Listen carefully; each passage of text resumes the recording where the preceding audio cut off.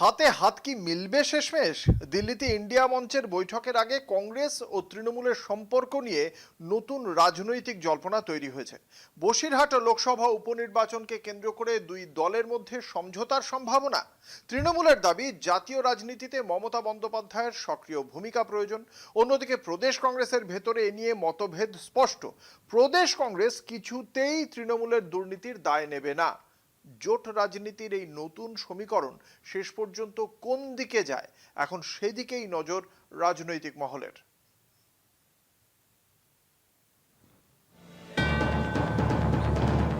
দিল্লিতে 8ই June India মঞ্চের বৈঠককে সামনে রেখে কংগ্রেস ও তৃণমূলের সম্পর্ক নিয়ে নতুন করে জল্পনা শুরু হয়েছে। তৃণমূলের ঘনিষ্ঠ মহলের দাবি, জাতীয় স্তরে দুই দলের মধ্যে নতুন রাজনৈতিক সমঝোতার সূচনা হতে পারে, যার প্রভাব রাজ্য রাজনীতিতেও পড়বে।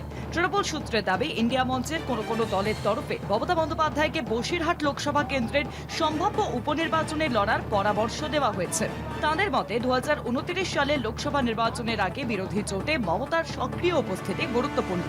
যদিও এ বিষয়ে এখনো কোনো চূড়ান্ত সিদ্ধান্ত হয়নি, প্রদেশ কংগ্রেস কিছুতেই তৃণমূলের দুর্নীতির দায় নেবে না।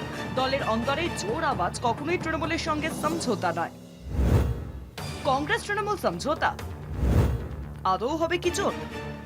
প্রদেশ কংগ্রেসের অন্দরে এ নিয়ে মতভেদ রয়েছে। একাংশের বক্তব্য, রাজ্যে তৃণমূলের বিরুদ্ধে যে জন অসন্তোষ রয়েছে তার দায় কংগ্রেসের নেওয়া উচিত নয়। কংগ্রেস সূত্রে দাবি, দলের অভ্যন্তরীণ আলোচনায় রাহুল গান্ধী পশ্চিমবঙ্গে ভোট প্রক্রিয়া নিয়ে অতীতের মতপার্থক্যের প্রসঙ্গ তুলেছেন। তবে রাহুলের অবস্থান, রাজ্যের রাজনৈতিক সিদ্ধান্ত প্রদেশ নেতৃত্বই নেবে, তাতে এআইসিসি কোনো অবস্থাতেই হস্তক্ষেপ করবে না। তৃণমূলে অনীহা, কংগ্রেসের কড়া অবস্থান।